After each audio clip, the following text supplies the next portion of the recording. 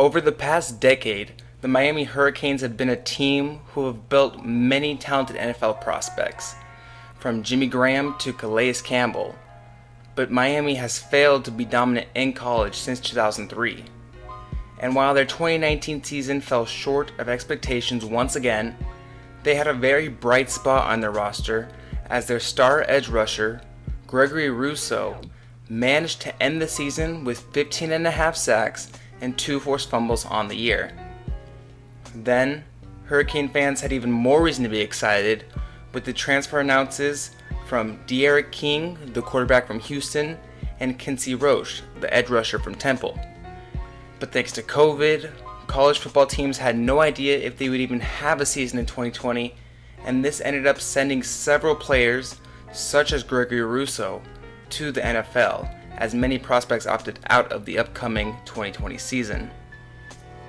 Rousseau is a very polarizing prospect and will be the toughest prospect to grade in the entire class, only having one full season on the edge under his belt. So what makes Rousseau such a risky draft pick? Well, before I get into the scouting report on Rousseau, I ask that you consider liking the video, sharing the video, and subscribing for more NFL and NFL draft content. Thank you for all the support, and let's just get right into it. When looking at an edge rusher as a prospect, you have to look at both their physical traits as well as their football traits. Physical traits are a player's size, length, strength, and athleticism.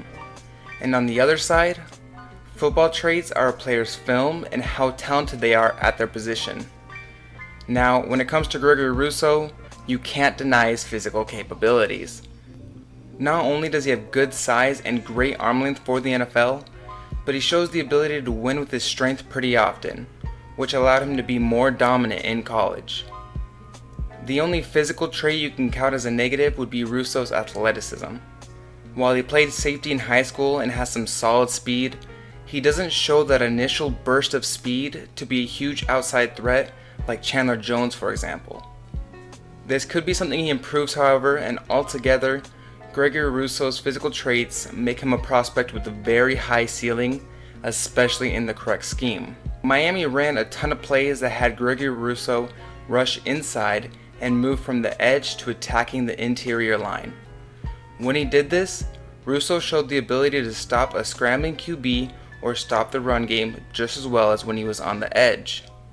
In fact, Miami even ended up rushing Rousseau as the nose tackle, which probably wasn't the smartest idea considering how lethal Rousseau can be, but it shows something that many people don't know about Rousseau: his ability as an interior defensive lineman.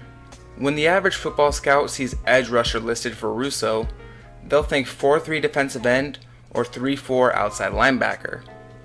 But with Gregory Rousseau, he's more of a J.J. Watt or Calais Campbell prospect than just an edge prospect. J.J. Watt and Calais Campbell are both known to work as either 3-4 defensive ends on the interior, as well as 4-3 defensive ends on the edge. And due to him being more of a block shed player than an outside rusher, I believe Rousseau's best scheme fit could be as a 3-4 defensive end. Let him use his length and his block shed to be a force on the interior. Don't force him to be an outside linebacker just to fit your scheme or your needs. Now let's look into Gregory Rousseau's football traits as an edge rusher. I'll be honest, watching Rousseau often left me unimpressed. There were a handful of positives and a handful of negatives with his game, and his film showed just how raw of a prospect he is. First, Rousseau always won with his hands and his length. While he didn't have the quickest burst at the snap of the ball, he was able to win against linemen thanks to his arm length. This allowed many more block shed moments against the run, and the film showed many of his sacks coming from his block shed. He plays very hard, and whenever a quarterback stepped up in the pocket, there was always a chance Gregory Rousseau would be there to shed the lineman, make a dive toward the quarterback, and end up bringing him to the ground. He was a big help in this area, and it shows his potential as a run stopper and QB container off the edge.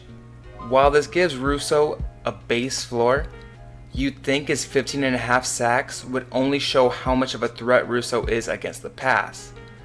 But like I mentioned, I was unimpressed when I watched this film.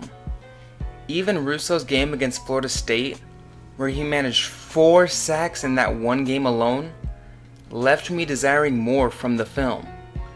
It seemed like all of his sacks last season came off a missed assignment, a lineman not getting their hands on Rousseau, or Rousseau sacking the quarterback during a scramble. The most important thing an edge rusher needs is a game plan on every down and a variety of pass rush moves. Without multiple pass rush moves, an edge rusher won't make it to the NFL, or they at least won't be elite in the NFL. It's what separates the average Joes from guys like Von Miller and Daniel Hunter. Right now, Gregory Rousseau is only able to win with his block shed and his strength. He doesn't appear to have a game plan against the tackle on every pass rush. In the first 4 games I watched on Rousseau, which included at least 8 of his 15.5 sacks on the season, I think I only saw a legitimate pass rush move that wasn't simply shedding the lineman on 1 down, where he performed a swim move. Outside of that singular down, he didn't show any other pass rush moves, and his sacks came from winning with his long arms or by a missed assignment from the offensive line. One more thing I want to point out is that Rousseau also has a problem of playing too high up in his stance, which didn't allow him to get the leverage and body control he could otherwise have.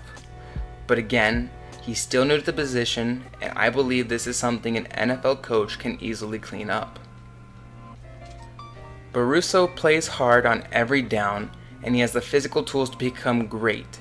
He just needs to combine hard work with good coaching over the next few years. Missing out on the upcoming season is not good for Rousseau, since he's still very raw and needs to work with coaches to develop further. And no, Gregory Rousseau is not NFL ready. Not yet. However, he has a ton of potential and could be developed into a superstar if coached correctly. Remember, 2019 was his first full season playing defensive end. He may not be there yet, but he's barely had time to develop into that potential superstar. At the end of the day, Gregory Rousseau will probably be the biggest risk-reward draft pick in the entire class.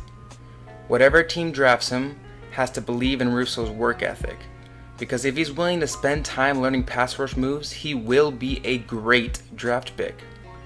He reminds me a lot of Jason Pierre-Paul, and if he can develop into a player like that or better, Gregory Rousseau could make an NFL team very happy they took the risk of selecting the kid from the 305.